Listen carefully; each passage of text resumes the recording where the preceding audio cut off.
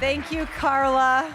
Thank you for kicking us off in such a spirited fashion. And thank you to all of you for joining us tonight for the 10th Anniversary 4-H Legacy Awards.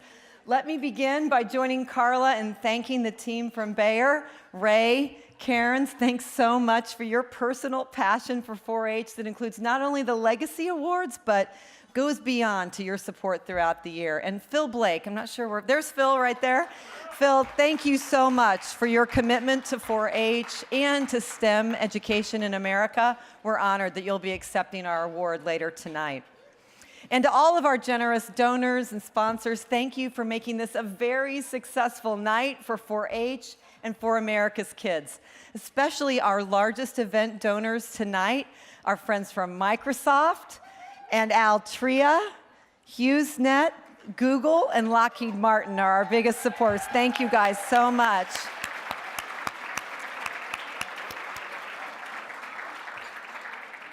And I also want to warmly welcome all of our honorees, our Youth in Action winners, and our special guests, including 2 members of the U.S. House of Representatives, Congresswoman Kathy McMorris Rogers from Washington's 5th District is one of our Alumni Medallion honorees tonight, and Congressman Jamie Raskin from Maryland's 8th District. Jamie, thank you for being here. He's National 4-H Council's congressman. We are in his district in Maryland. So we're honored to have you with us here tonight and so grateful for your unwavering commitment to 4-H all year long on Capitol Hill and in your home district. 4-H has always been about empowering kids and communities to prosper. At the core of our DNA is the essence of the American dream, that given opportunity and hard work, every young person has a chance to succeed in life and contribute to the world around them. Yet for too many kids in our country today, this has become a dream deferred.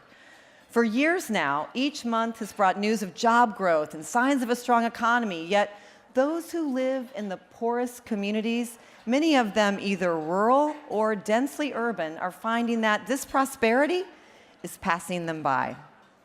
So consider this. In 1970, 30-year-olds had more than a 90% chance, almost a certainty, of earning more than their parents did at the same age. By 2014, those odds had dropped to around 50%. To add to this problem, upward mobility in the United States is distributed unevenly, where too many families stay stagnant over generations or even experience downward mobility. And if you are a person of color or if you live in a rural area, you're more likely to face multiple barriers to achieving economic prosperity. This is a harsh reality that unfortunately too many kids face when trying to navigate life and pursue their dreams. In 4-H, we believe this is a reality that should not exist for America's young people and cannot exist for our country to succeed. We are all here tonight because we believe in the same thing. 4-H changes the lives of kids and their communities. We know the difference it makes when kids are prepared to graduate with a plan for their future. We know the difference it makes when these same kids are prepared to change the communities they live in and embrace people and cultures different from their own. We know the difference it makes when local 4-H staff and volunteers help young people realize that achieving the American dream is not simply about how much success they achieve personally, but about how they use their success and talents to make life better for others. The American dream is 4-Hers like Giovanna. I met her in January when I visited Roscoe, Texas, with one of our national trustees, Dr. Gordon Gee, president of West Virginia University. 4-H inspired Giovanna to love science, and as a 4-H water ambassador in Texas, she developed her ambition to solve water pollution problems around the world. Giovanna is a first-generation American and aspires to be the first in her family to finish college. Next for her is studying biology in college and then going to Texas A&M for her master's degree in marine biology.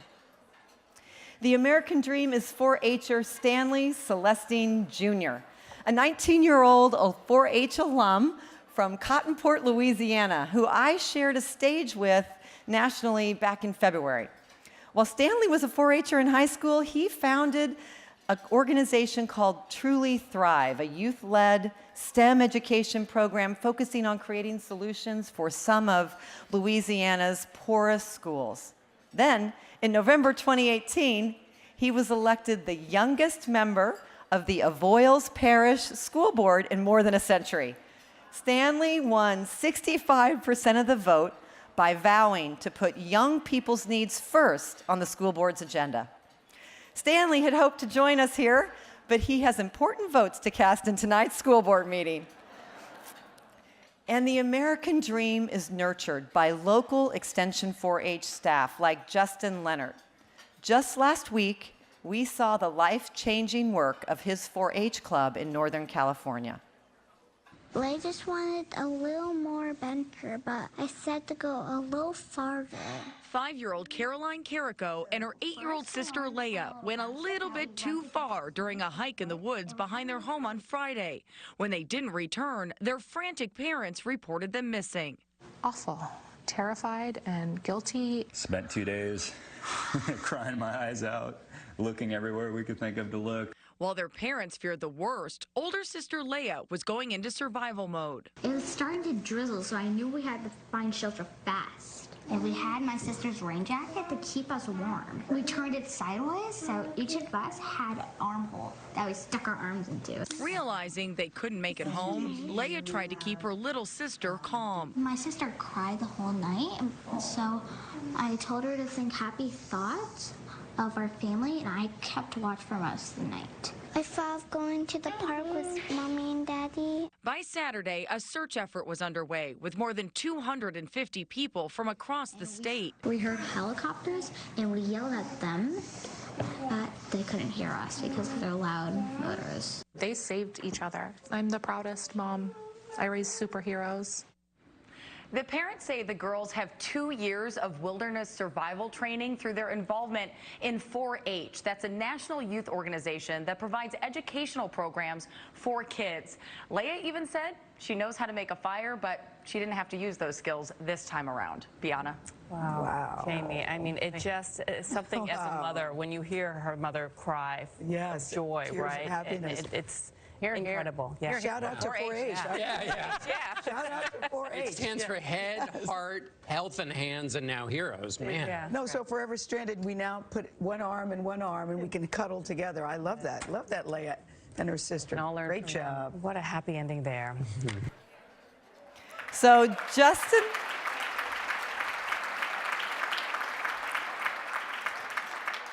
Justin Leonard is the California Extension 4-H educator leading the local 4-H club that taught the Carrico sisters the survival skills that saved their lives. Justin and his wife Hunter are here with us tonight. Justin, can you please stand so we can recognize you? Right there, middle of the room.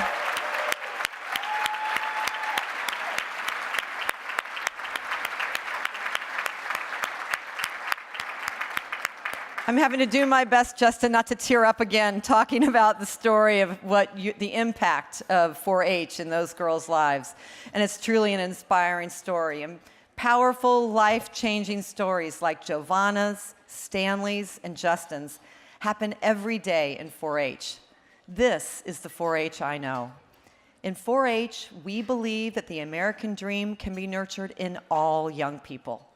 But it's up to all of us to do our part to grow 4-H to reach every corner, every community, every kid. And when we do, we all thrive. Thank you so much for being here tonight.